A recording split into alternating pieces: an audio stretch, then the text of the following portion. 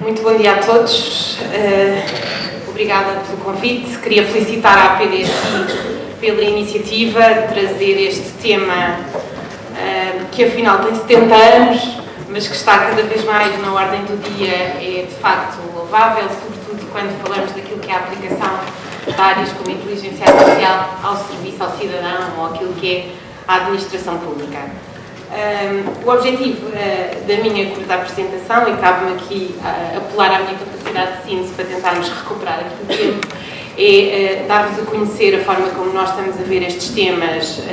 da inovação e da aplicação destas tecnologias por este mundo fora e o que é que temos feito em Portugal. Portanto, vou fazer uma pequena introdução para dar a voz a casos reais de inovação, nomeadamente com a incorporação da inteligência artificial no serviço ao cidadão. De facto, quando nós falamos de inteligência artificial naquilo que é o serviço ao cidadão e às empresas, falamos necessariamente de como é que a tecnologia pode ajudar a resolver os problemas que se colocam hoje aos governos, portanto, e àquilo que é a administração pública, desde os problemas mais micro, como a forma como se trabalha, como se responde ao cidadão num determinado serviço, um processo de trabalho, até aos problemas que derivam de uma perspectiva mais macro, naquilo que são os grandes desafios que se colocam hoje à saúde, com aquilo que é a pressão demográfica, o aumento de custos, aquilo que são hoje os desafios da educação, de ter que preparar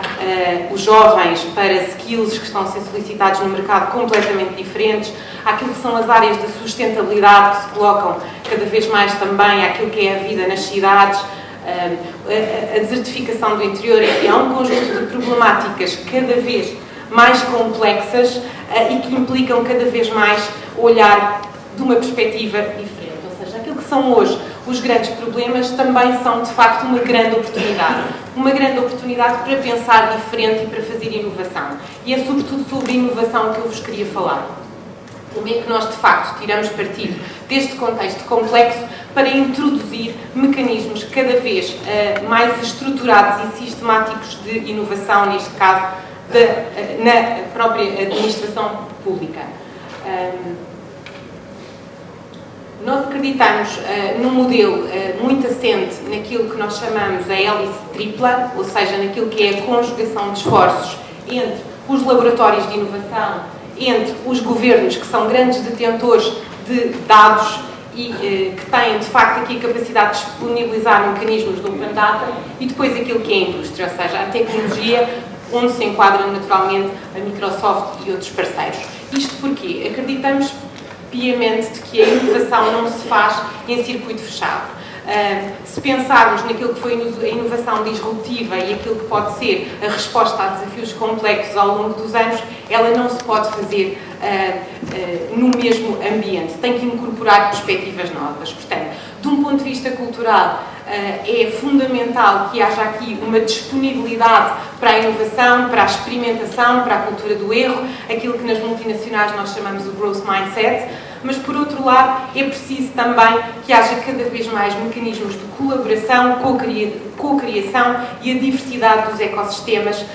para que de facto se consiga inovar. Se nós pensarmos naquilo que for o desafio da conservação dos alimentos ao longo do tempo, nós pensamos que primeiro havia o sal, depois apareceu o frigorífico porque alguém inventou uma forma de conservar gelo, e hoje em dia, se calhar, podemos pensar que daqui a uns anos já não há frigoríficos porque eu, à distância de um clique, tenho os alimentos frescos em casa. Ou seja, são de facto ecossistemas muito diferentes a pensar os mesmos problemas e a dar respostas inovadoras aos mesmos problemas.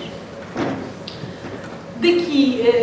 desta trilogia que nós consideramos que é fundamental para haver inovação, nós temos tido experiências muito interessantes. Dar-vos alguns exemplos do que estamos a fazer com outros países e do que estamos a fazer em Portugal. Eu não fui tão temerária quanto o Dr. João Terceiro, portanto eu vou ter aqui um videozinho a correr com um dos exemplos destes projetos à volta da inovação para responder a grandes problemas daquilo que são hoje os desafios que se colocam aos governos, que é precisamente o resultado de uma parceria no modelo de hélice tripla para desenvolvimento social e económico, assente naquilo que é a conjugação da Microsoft e dos seus parceiros enquanto enablers daquilo que é a capacidade computacional e tudo é a tecnologia para trabalhar a informação, o Governo belga, que neste caso disponibiliza um conjunto de informação, e o IMEC, portanto, que é um dos principais laboratórios ou hubs de inovação que trabalha em inteligência artificial e desenvolvimento de algoritmos aplicados às grandes problemáticas públicas. Daqui resultou um projeto que tem algumas semelhanças com o projeto que o Dr. João Formoseiro nos apresentou, mas que tem umas tónicas um bocadinho diferentes, por isso acho que vale a pena percorrer. Basicamente o que vemos aqui é uma réplica em 3D da cidade de Antuérpia,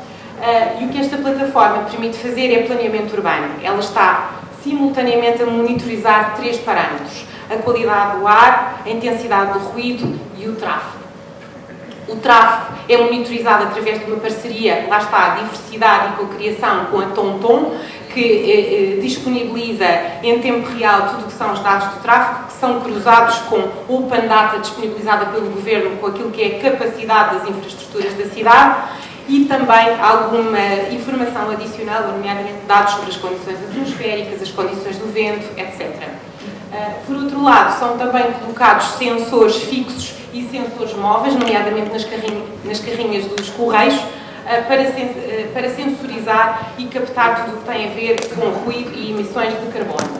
A grande inovação desta plataforma prende-se com a capacidade de fazer simulação, o que se chama os what if scenarios.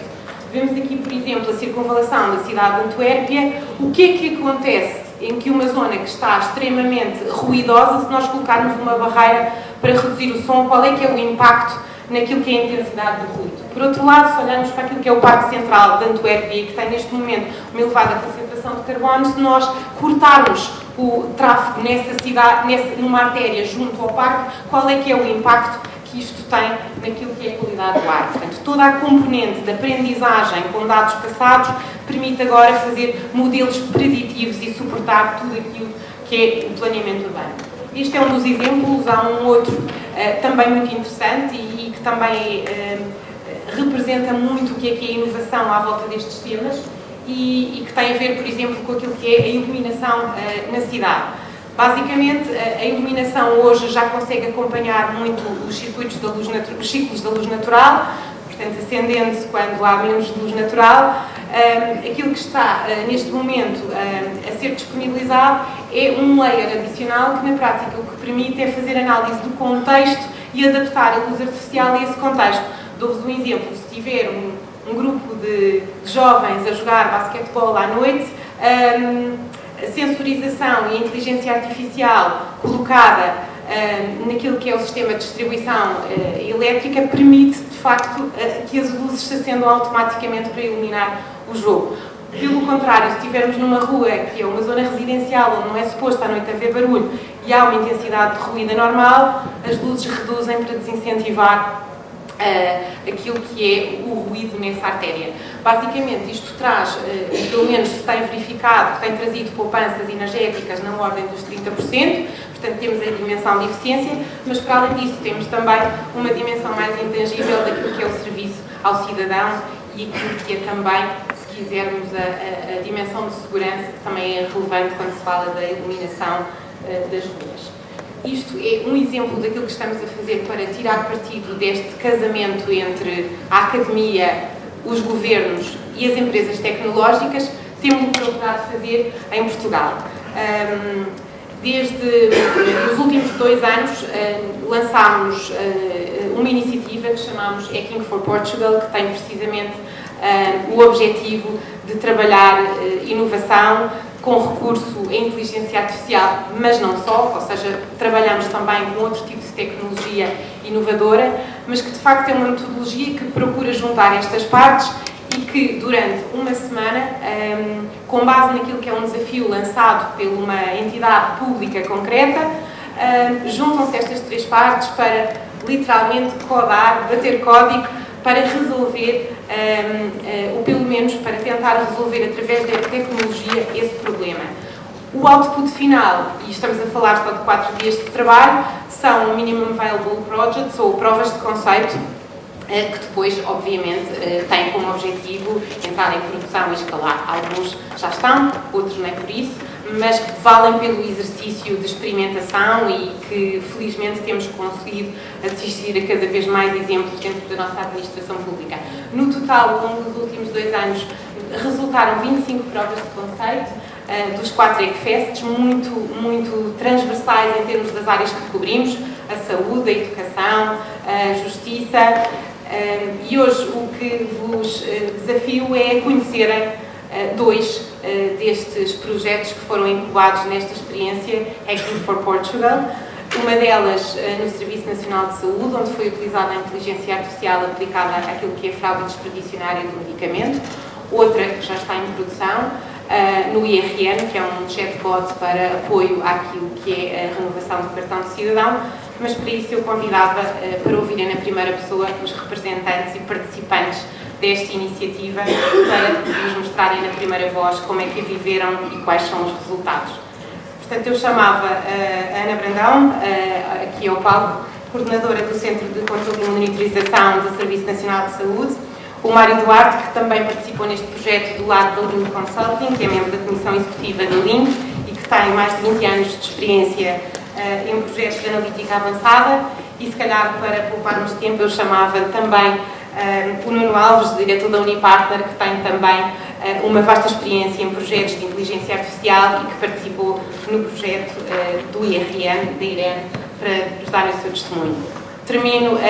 deixando a disponibilidade da Microsoft e dos seus parceiros, acho que posso falar por eles, para trabalhar nestes contextos de hélice tripla, quádrupla, o que quiserem de inovação a favor daquilo que é a melhoria dos serviços públicos em Portugal, aquilo que é o desenvolvimento social e económico do nosso país, não só naquilo que é a componente de originação e de experimentação, como também naquilo que é a componente de dar escala a estes projetos, que muitas vezes é o que falha e que é mesmo fundamental para criar impacto. Muito obrigada.